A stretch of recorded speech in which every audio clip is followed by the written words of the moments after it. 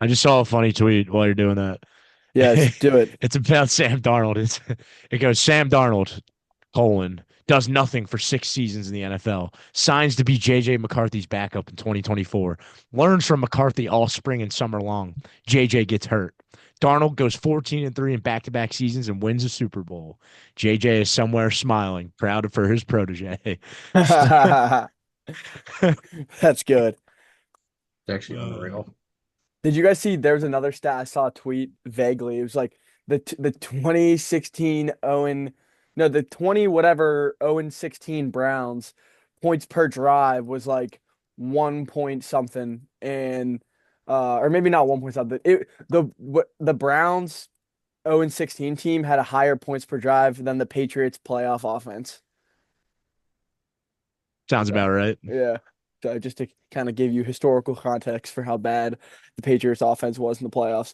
Um, so yeah, I guess that kind of just works us right into the 32nd episode of the Forward Pass podcast, and we'll get straight to it. Not a good game. Caleb, could you give me the plagiarized quote I used? I said that game could have been in an email. Could have been an email. Caleb, the email would read, ladies and gentlemen, the Seahawks won the Super Bowl 29-13, I believe. Kenneth Walker was the MVP, 27 carries, 135 yards, 5.0 average. Darnold was an excellent game manager, didn't have any costly turnovers, only took one sack.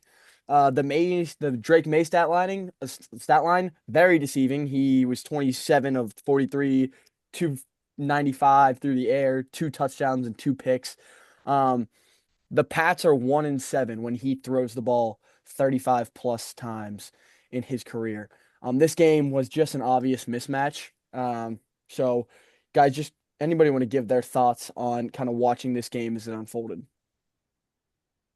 I think the biggest standout for me and the most impressive part of the Seahawks win was how much pressure they were able to generate. And I think that that's the thing that changed the game and swung it in favor of the Seahawks. I don't know if it'd be a closer game if if the Patriots are able to pick off some of the balls that were probably a little bit more turnover worthy in the first half and give the Patriots better field position. But it really seemed like no matter what happened, they weren't going to be able to generate any offensive momentum and move the ball consistently. And I think it was really impressive by Mike McDonald the way he schemed up getting pressure and then having the understanding mid game that he was going to be able to get pressure without having to go to blitz looks and potentially leave his defense vulnerable. And then he just started letting four guys rush the passer, and they had success doing that too. And I think that overall defensive masterclass, and it was spearheaded by him and his approach to attacking Drake May, trying to make him uncomfortable. And that's what I'll always remember and what will always stand out for me from this game. I think I saw some clips. Devin Weatherspoon had a he blitzed the quarter or he rushed the QB 33 times in 12 games this year, and then yesterday he had 7 rushes. So a big percentage of what he did over an entire season, he made that up in one game in the Super Bowl, and it was definitely a wrinkle that the Patriots weren't ready for. Yeah, the Witherspoon And Sam blitz was from the nickel was yep, and auto it was all a lot day. of times where the Seahawks were rushing five, but it wasn't identified right. The protection wasn't set up in the right way to pick up the five guys, and you were wasting O linemen on people that would eventually drop, and that's what was able to get pressure on Drake May. And when he was throwing hot, the Seahawks did a great job tackling, great job making sure that those checkdowns didn't go for big yards. So that was the most impressive thing.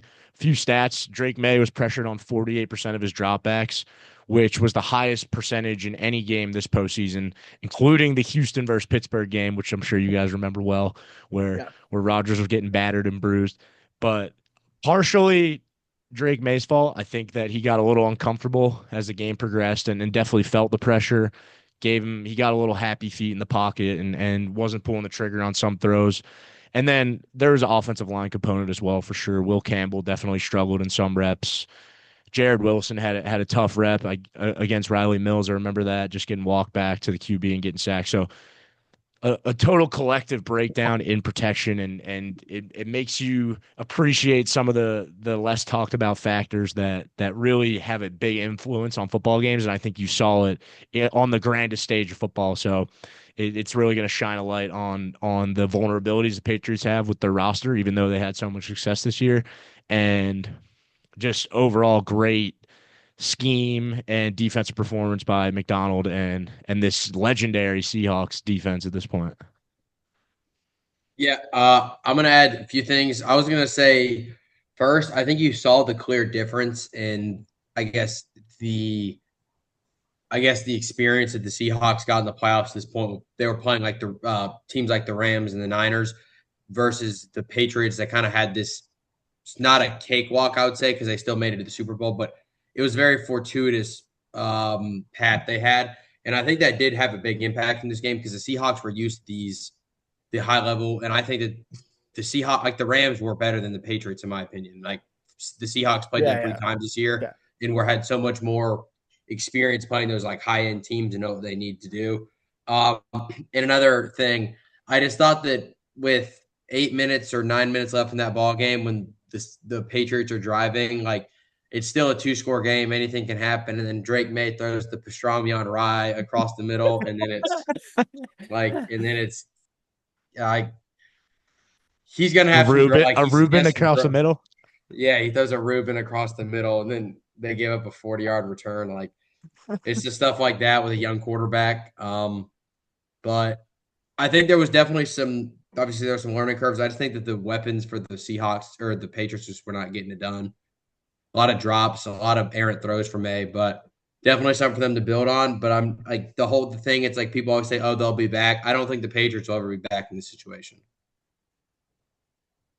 See, I think to step in here, I think they are just way ahead of schedule, and this was like because of the quarterback injuries that happened this year, and because of the Bills not being able to get their shit together, or the Ravens, and then Bo Nix getting hurt, like they just had an easier road, and this probably shouldn't been the way it played out, but it's a weaker AFC, and like the cards just kind of fell for them. So I think like they're really in year two of a rebuild. The year one, Gerard Mayo, and then they obviously fire him, and then this is the Vrabes year one. This is year two of Drake May. So if you're counting that as the rebuild, like they're just way ahead of schedule. The defense is really good, as we've been pointing out on the podcast. I just want to mention they only really have to pay top dollar for two guys, Gonzalez in 2027 and then Drake May in 2028. Other than that, they're paying below the top 10 in each position market for all their guys. Like, they can go hunting for another weapon. They'll probably use a lot of draft capital on that. They've got cheap edge rushers right now, with Chase on being kind of a rebound from the Jags. So I just think like the roster construction is really good, and they're way ahead of schedule. This team's going to be a lot better in 2 years than they were now. Now, in 2 years, you're going to have to deal with probably a healthier Chiefs, probably a better Bills, probably we'll see about the Ravens. So Steelers. the Texans find something. Maybe the Lurs with Arch Manning are in the conversation. So you just never really know what it's going to shake out like. Obviously, this is a big missed opportunity for the Patriots, but they're way ahead of schedule. I mean, think about what the Seahawks did in their rebuild. So the Seahawks in 2021, they get rid of Russell Wilson. So 2022, Geno Smith, they go 9-8. They lose in the wild card, 9-8 again the next year. They lose. They don't make the playoffs. Then they fire Pete Carroll. It's the Mike Macdonald era, 2024. And then they go 10-7, don't make the playoffs. And then this year, obviously, Super Bowl. So, that's year four of the rebuild as opposed to year two. So think about the Pats in year four. That's kind of my bullish case for the Patriots. Like year four of year three Vrabes, year four rebuild will look a lot different than what it is now. And obviously you're thinking the steps that Drake May could take, because he was just not, he was young in that moment. You could tell just from snap one to snap 70 on offense. Like he didn't have a lot of feel. Not like he got ton of help from the run game and the offensive line, but he wasn't seeing the blitzes right. Like the protection was set wrong routinely. So when the protection set, like every time the Sam blitz came, like the right guard was going to the left. So there was just odd numbers every time for the O line. So they weren't really being put in any good situation. So May's going to develop. If I'm a Patriots fan, like obviously this one hurts, but this is going to be you're thinking like, oh wow, we get to the Super Bowl with this roster and this quarterback play, like we in this O line, like we should be good, especially since the defense, like what other guy besides Gonzalez? They have a rookie safety that's really good. Like that Marcus Jones is under contract. Their linebackers are like fill in the blank white dudes. So that's really what I've got on the Pats. Sam, what do you think? Yeah, I have two things. Number one, this is a pretty historic game for reasons that aren't really being talked about. First off, being that this is only the third time since 2000 that the NFL team with the highest point differential in the regular season has won the Super Bowl. The most recent team is the Patriots in their big comeback against the Falcons when they were down 28-3. Um, so yeah, usually you don't see a team that has been this dominant from the get-go win the Super Bowl.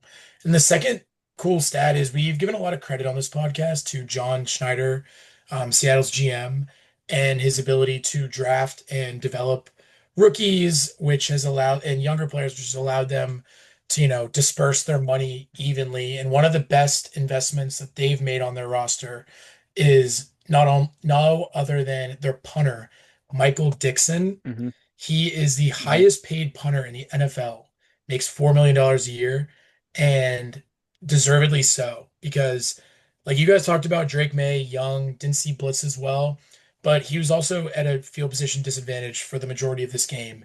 And that is because of Michael Dixon and how well they were able to flip the field punting, and they were also able to pin them inside the 6 yard line three different times throughout this game. So yes, their offense was very efficient and did exactly what they needed to do to win this game. The defense was obviously amazing, but big shout out to the special teams, not only just Jason Myers with 5 field goals, but they did a really good job punting the ball and winning a field position battle as well. Do you want to, Duska, do you want to kind of go into I mean, I guess the best storyline because the game wasn't great is Sam Darnold. Yeah, I was just gonna bring him up if we didn't transition to Sam Darnold, but I think so. Just this game by itself, individually, I think Sam Darnold kind of got pushed to the back just with how the game unfolded and how dominant the defense was. And I don't think that's going to be the narrative of the season. I don't think it's going to be remembered that Sam Darnold didn't do much in the Super Bowl, got carried to a win, anything like that. I think first and foremost, it's pretty awesome that Sam Darnold was able to go from being pushed away from the Jets after 3 years to winning a Super Bowl. And I think everyone should just be happy for him from a sports accomplishment story perspective. I think it's pretty darn cool that someone was able to come from that low and labeled a bust, seeing ghosts, whatnot, and build himself back up and have that internal belief and motivation to keep getting it, to keep getting after it and keep getting better. And you see the culmination of that here.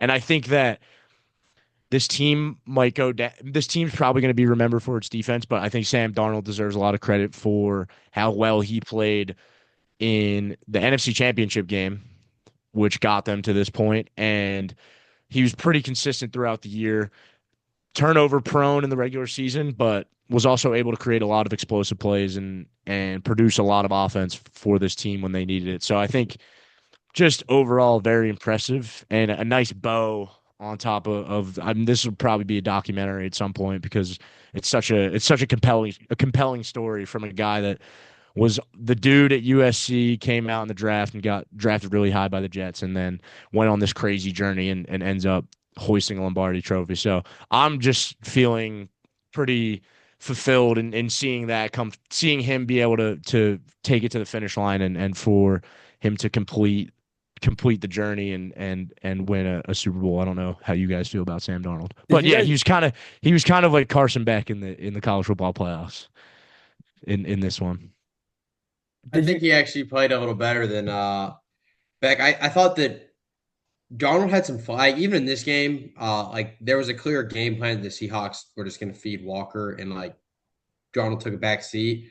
But he also has, I think, some great plays. There was one in particular, I forget what quarter it is, where he goes to like his fourth read in progression, and he's like scrambling out, and he hits a guy for like an easy first down. And it was like just plays like that I'm not saying like those are what like the plays that separate like a good quarterback from just like an all right one, but when he's able to like do things on his own and out of like a script and out of like system and stuff like that, I think that's awesome. And yeah, I think obviously Chuck's going to talk about it, but or I assume he is because it's in the doc. But I mean, it's they've just got like Darnold. They hit on Darnold, and I think that he's like that's good. It's a great story for him and also the Seahawks to have capitalized on his returns. Yeah, like did you also look at their regular menu? yo, Sam, is your mic's coming in? Me going out loud. All right, we'll cut that out. It's all good. Appreciate that, Arch. Listen, when you're a GM of an NFL team or anything in a cap sport, you're trying to pay 80 cents on the dollar. What production can you get for the cheapest amount of dollar value? And in the NFL, quarterback's like the biggest position, the highest paid position. So I want you guys to look at the doc real quick. And their quarterbacks in the NFL are kind of put into buckets. So you've got the 50 plus million players. There's like a year average salary. There's like 11 or 12 guys. At the top of it is like 60 million Dak Prescott. At the bottom is Jalen Hurts, 51 million. And in that bucket, there's a handful of guys that deserve the money. So Kyler Murray's got a nasty contract. Sorry to interrupt. Nasty contract, Duska. Some of these contracts are disgusting. Like the the Goff, like just way too much money for the amount of production you're getting. But like Dak and Jordan Love, oh, like the cap hits are insane. Jordan Love at 55 million, Trevor Lawrence at 55 million, but Allen at 55, Burrow at 55, and then Lamar at 52 are like the 50 plus quarterbacks that, you know, they at least they earn that money, right? And even this year, like Lamar didn't earn that money per se compared to like what his output was. But then in the next tier is like the 40 million plus quarterbacks. And this is like a 6-person tier. And the best contracts in here are the Mahomes deal where they're paying him 45 million a year. And then the Stafford deal where he's making 40 million a year on average.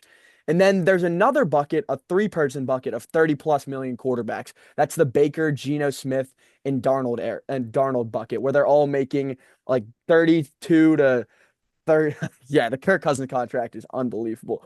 32 to 30. Yeah, and Kirk Cousins is in the $40 million bucket, by the way.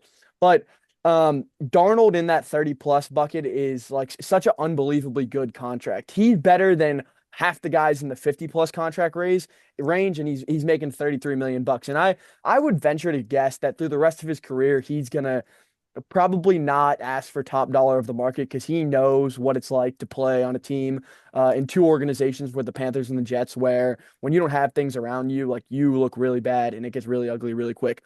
So I wanted to rank the 3 best quarterback contracts in the sport right now. And so you guys let me know if you like my rankings. At number 1, Mahomes at 45 million is an absolute steal. He's probably the 16th highest paid quarterback right now because they paid him in 2018. That contract's aged beautifully. Stafford, who re-signed last year, took a discount at 40 million. He won the MVP at 40 million. So he's probably the 18th highest paid quarterback in the league. And then you've got Darnold at 3, where he's making $33 million. And with this level of production, you can literally win a Super Bowl for him. And you get the margin of whatever you're paying Trevor Lawrence 55 and you're paying Darnold 33. That's $23 million to go. I mean, $22 million to go work with in free agency or in the draft to sign, you know, more first or second round picks. Like it just gives you a little more flexibility. So those are my 3 contracts. What do you think the 3 best contracts in the NFL are, quarterback wise? I think the first 2 are. I think the contract that has an argument in that $50 million bucket. Like you said, some guys are worth that much, some are not. And I think Josh Allen being signed at $55 million a year, he's not the highest paid quarterback in the NFL, but he's paid pretty well. But as the salary cap keeps increasing and he's signed through 2030, that contract is going to become more and more favorable as time goes on, as long as he doesn't want to renegotiate it. So the Bills are in a good position for the next few years because they'll be able to take advantage of the quarterback market getting reset, You forgot continuing though. to get reset. Well, kinda, because although their quarterback market does get reset and they're gonna have more money to play with, they literally can't draft football players to start for them. So like, that's the next portion of their. Well, yeah, that's separate from the contract he I know signed. it was a joke, but like John Just Snyder, one, yeah, no, that's fair. One other point I wanted to make. I think Mahomes is so startlingly, well, I can't say that word. But I think the he's Mahomes underpaid. contract is so impressive because yes, he's underpaid, first of all, and then also he signed through 2031. So that's 5 more years. They You gave get him the Patrick baseball Mahomes, contract, like the yeah, 10-year yeah, Bryce playing Harper at deal. Yeah. basically playing at bottom dollar at some point, and you get the productivity. You would assume he comes back from injury and is able to produce at the level he's been close to his whole career. So that one is just super impressive. Yeah, I was gonna say my two favorite ones. Well, I agree with Dusk's thing. Did think that was very good point, the whole 2030 thing, because whenever like some younger quarterbacks are going to be signing bigger deals, like you could probably see that number. Like Jordan Love probably is not going to be the highest paid quarterback in 2 years because I think another guy's going to get trumped at. My favorite one though is Justin Fields, the idiot Jets paying him 20 million a year. That's my favorite. My favorite one is Kirk Cousins making $45 million a He year. can at least lead us to victories. Yeah, I guess. I mean, didn't he get waived the other day? No, but we are. They're going. They're going to. Oh, I Also, think they were about. I think they were about to, and then James Pierce is playing GTA 6 in real life, so they had to stop. also Geno Smith making more than Sam Darnold is right? stands What a out as call well. by the Seahawks. Like, Yeah, no, we're gonna get a better player for less money. yeah. I mean, the Raiders, like, are they gonna have to eat that salary when they draft Mendoza? Yeah, he signed through 2027. Yeah, So it's just Yeah. 1 year though. yeah, it's still annoying. Or Like, you just let him play and suck again and get another good pick. The Dak contract is what, Sam? brutal as well. Not Like, are they gonna start Mendoza day one? what? Are the Raiders going? Is Mendoza gonna start week one? Just say that Yes. aloud a few times, and then you'll get the answer. Yes. Where's the Dak Yeah. contract? Oh shit, 60 he's the million. He's highest number paid one. quarterback. He's number one. Oh, okay. 60 million, Okay, baby. yeah. The Okay, Deshaun I thought Watson that. one just makes me The laugh. Deshaun Watson's so bad. He's 46 So million. so there's a few rookies at the bottom of this. Jaden Yeah. Daniels will reset the market. Caleb Cam. Williams will probably reset the market. Yeah. I think Williams will. I don't think Daniels will. Drake See, I don't. May. see is it going to be like? Okay, so this is what happened. We kind of talked about this like a couple pods ago, and this is what I was making, like the Tua thing, where in the Kyler thing, where you pay top dollar for a quarterback that just is not worth it. Like, what are the Carolina Panthers going to do for Bryce Young? Like, are they going to be like, here's 36 million, take it or leave it? And is the NFL going to be willing to pay Bryce Young $55 million? Like, I would never do that, but there's GMs that like, feel handcuffed to the situation and feel like they can't do anything else but pay the quarterback. Like, if you pay Bryce Young $55 million, your team is fucked. I think they're going to pay him because they're going to keep holding on. They're not going to get rid of like they're not going to let him walk because they get technically in a way they gave up Caleb Williams to get him. So like I just for their like, the trade, now I just don't see them getting. I Gonna don't see be them letting him It's walk so they can further like it's sunk vindicate cost himself. though. It's it's sunk. gonna be You already similar. made the move. Like, It's be a gonna be similar goldfish. to the contract Kyler Murray got. It's Well, like we don't want to let this guy go, so we're gonna pay him a lot and that's 55 million. hope that he develops and things work out. Yeah, But $55 he was million our dollars in a first overall prayer. pick, so we can't let it go.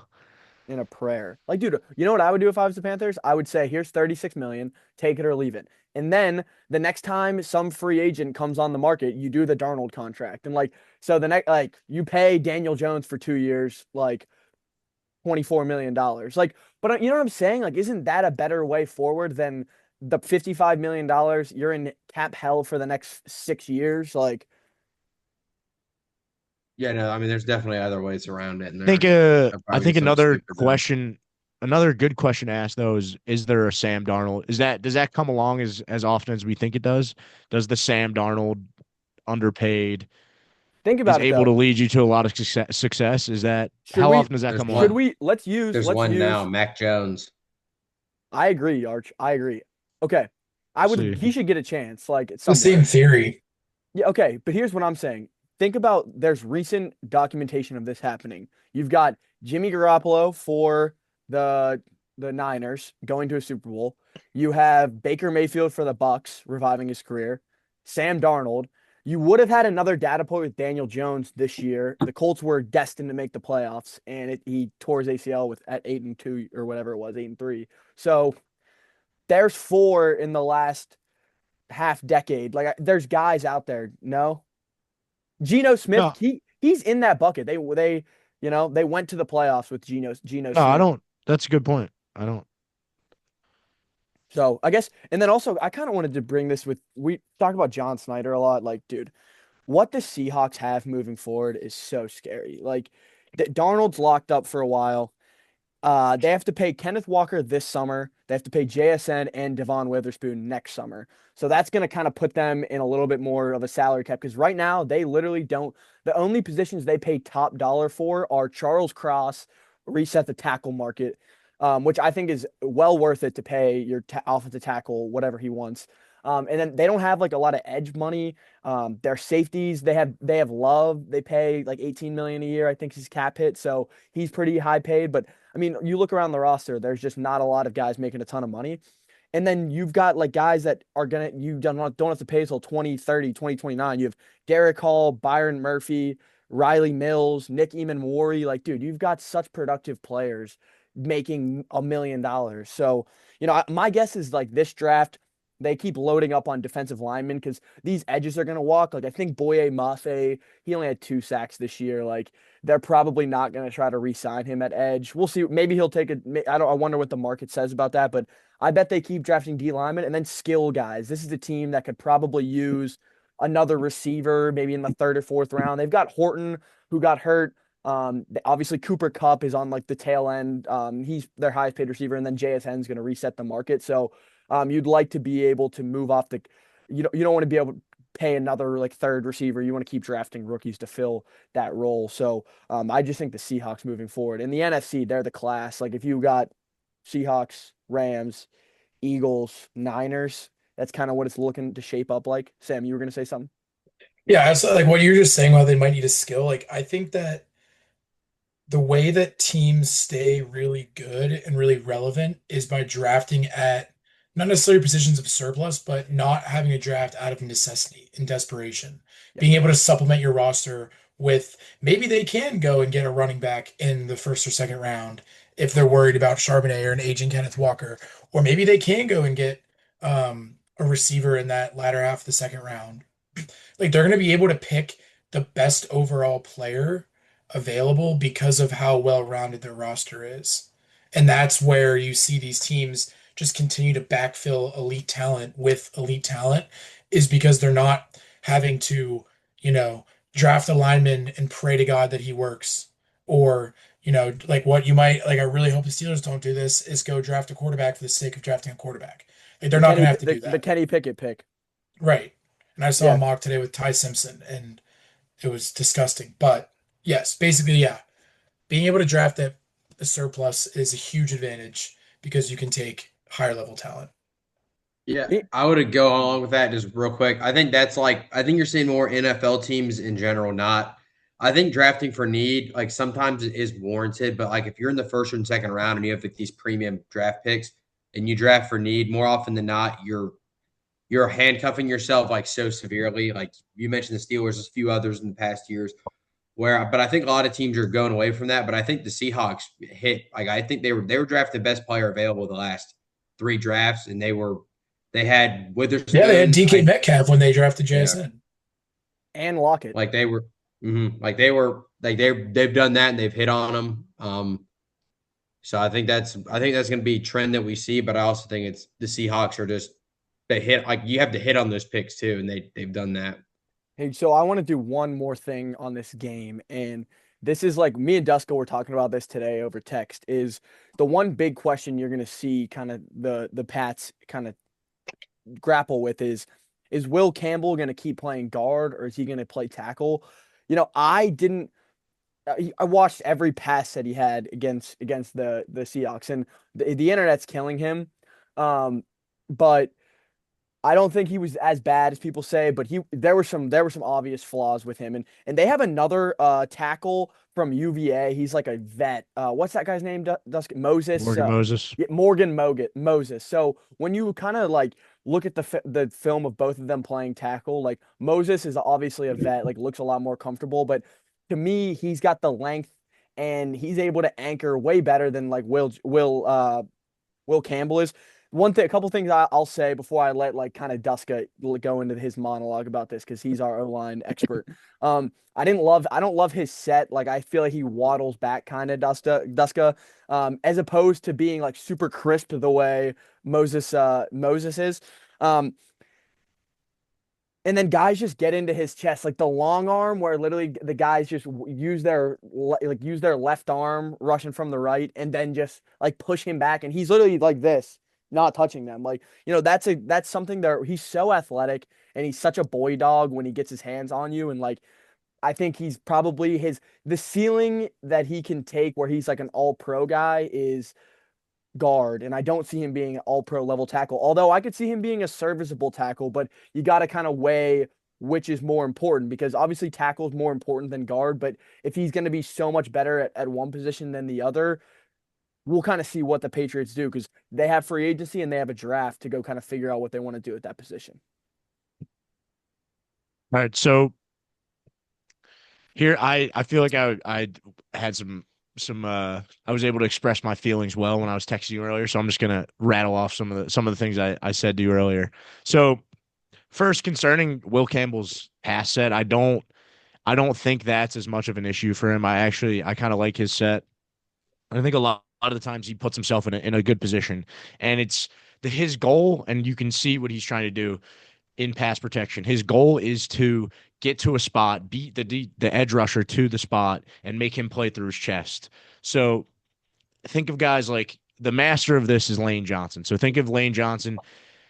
People say he false starts all the time, and his ultimate goal is to get to a specific position as fast as possible to put himself in the most advantageous position to take on a speed to power or a bull rush, an edge defender using power against him. And that's what Will Campbell's trying to do as well. And I think for the most part, he gets himself into a good position. I think he's a little inconsistent with it, as most rookies are. And you saw some reps yesterday where he underset it a little bit or wasn't deep enough that he was accomplishing the goal of making the defender play through him. So you could see him give up a short corner. And there was one sack where Jared Wilson knocked the hip of the edge while Will Campbell was fitted up with him. So Will was in a pretty good position and anchoring down, but Jared Wilson knocked the hip of him because he was that's what guards do in pass pro. If no one's playing on them, they go and find work. So that's what Wilson was doing. Nothing he did was wrong, but Campbell was didn't get enough depth and gave up a bit of a short corner. So Wilson knocked him right into Drake May. Plays like that, you see the inconsistency of this set come out. But I also think I don't know if I would immediately move him to guard because I I think his athleticism gets underrated and I think he's a fluid athlete that has traits that will make him successful at tackle. And I wouldn't just give up on that after a year. I think that he kind of reminds me of, and this guy goes pretty underrated. He doesn't have the accolades and Pro Bowls and all pros that you think, but he's been one of the most consistent tackles in the NFL his entire career. And Arch is intimately familiar with him. It's Jake Matthews. He reminds me of him in a way, but Matthews has refined his and been consistent over the course of his career and has so much experience at this point that he can get by pretty well no matter what. So I think that giving Campbell time to get used to what it feels like to have a NFL grown ass man speed to power you instead of guys in the SEC or who are the same age as you, like having DeMarcus Lawrence bull rush you compared to having an SEC edge from name your SEC school from South Carolina bull rush you. It's a little different. And I think that the most the times you see him struggle the most are when guys are able to get into his chest, which is his ultimate goal. And I think the arm length piece is that's just something he'll never be able to fix, and something he has to find in his game that yeah. What's up?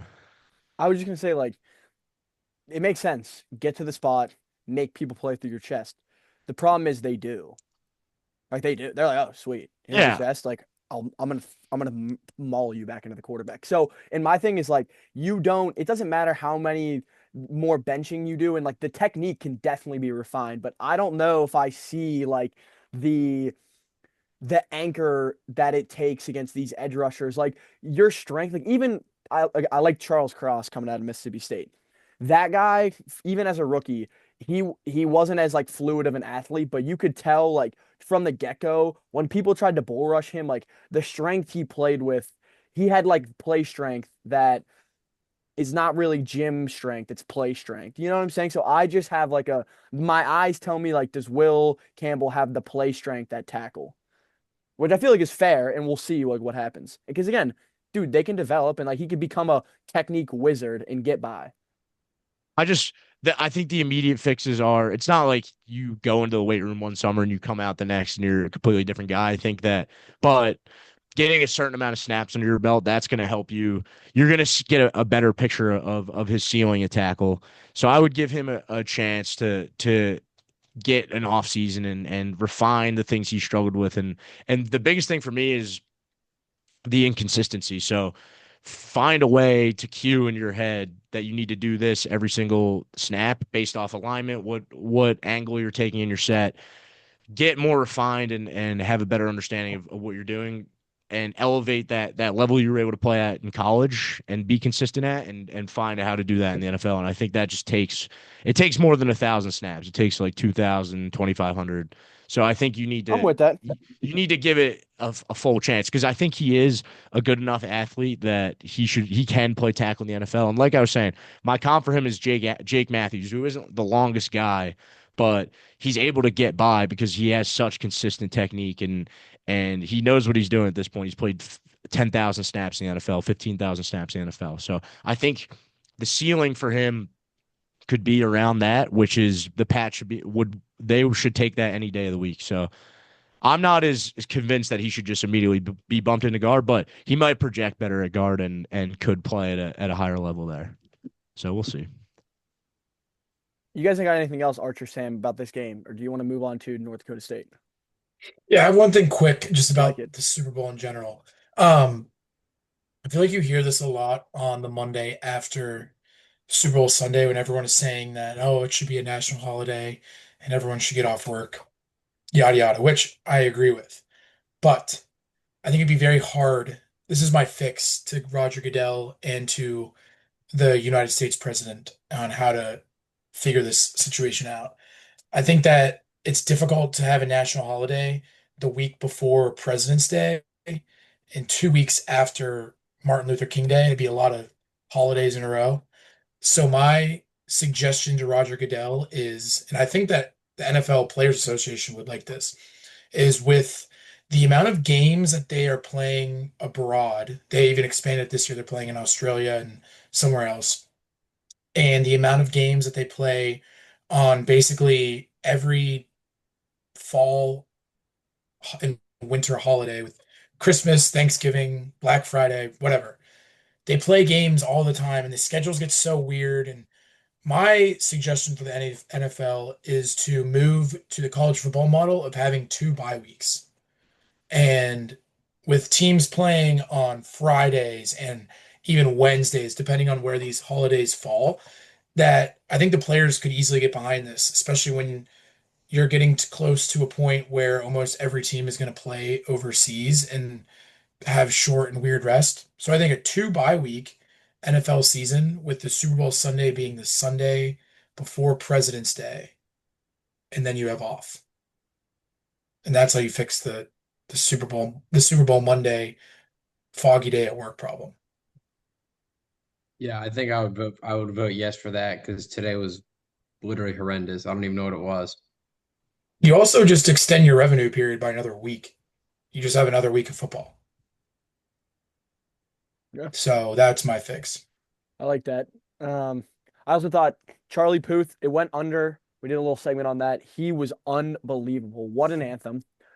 I thought Bad Bunny, I didn't really know the words or any of the songs, but I thought it was entertaining to say the least. So I think we didn't really get the memes that I thought we would, but what do you got? I What thought it say was you? pretty good. Yeah. Like I was like, oh, pretty good. I probably won't ever watch another full Spanish concert. So I was kind of digging it. I don't know. I was digging it. I read a really go ahead.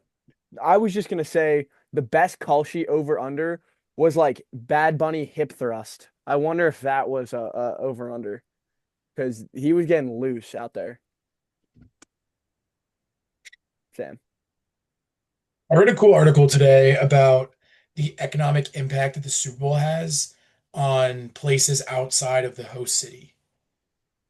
And like you just think about how much money people are spending on food, like grocery stores and televisions and just a lot of other things. There's a really interesting article about how much money is spent on Super Bowl Sunday and the day before, It's just for like parties and other things like like an that. actual holiday Yeah, it was cool. spending.